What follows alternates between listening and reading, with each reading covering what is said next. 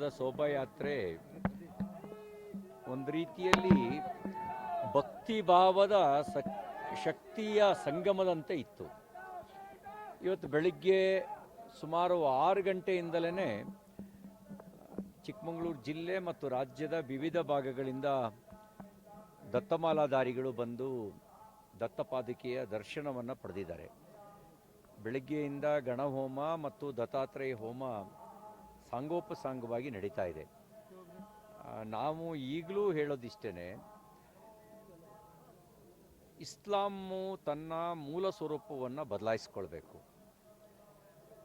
ಅದರಲ್ಲಿರುವಂಥ intolerance, ಅಸಹಿಷ್ಣುತೆ ಇವತ್ತಿನ ಕಾಲಕ್ಕೆ ಸೂಕ್ತವಾದದ್ದಲ್ಲ. 1400 ವರ್ಷದ ಹಿಂದಿನ ಬರ್ಬರತೆಯನ್ನೇ ಇವತ್ತಿಗೂ ಅಳವಡಿಸ್ಕೊಳ್ಳೋದು ಅದು ಜಗತ್ತಿಗೆ ಮತ್ತು ಮುಸ್ಲಿಂ ಸಮುದಾಯಕ್ಕೂ ಕೂಡ ಒಳ್ಳೆಯದಲ್ಲ. ಇವತ್ತು ಭಯೋತ್ಪಾದಕರು ಅಂದರೆ ಬಹುದೊಡ್ಡ ಪಾಲು ಮುಸಲ್ಮಾನರು ಅಂತಕ್ಕಂಥದ್ದು ಆ ಸಮುದಾಯ ಚಿಂತನೆ ಮಾಡಬೇಕಾದ ವಿಷಯ. ನೋಡಿ, ಭಾರತದಲ್ಲಿ 333 ಕೋಟಿ ದೇವತೆಗಳಿದ್ದಾರೆ. ನಾವೆಲ್ಲ ದೇವನೊಬ್ಬ ನಾಮ ಹಲವು ಅನ್ನುವಂಥ ತತ್ವದ ಮೇಲೆ ನಂಬಿಕೆ ಇಟ್ಟಿದ್ದೀವಿ.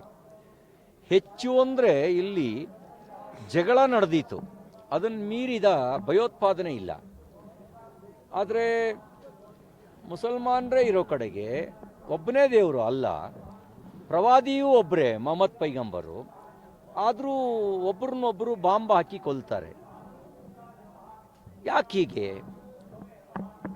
ಆ ಸಮುದಾಯದ ವಿದ್ವಾಂಸರು ಕೂತು ಆಲೋಚಿಸಬೇಕಾಗಿರೋ ಸಂಗತಿ.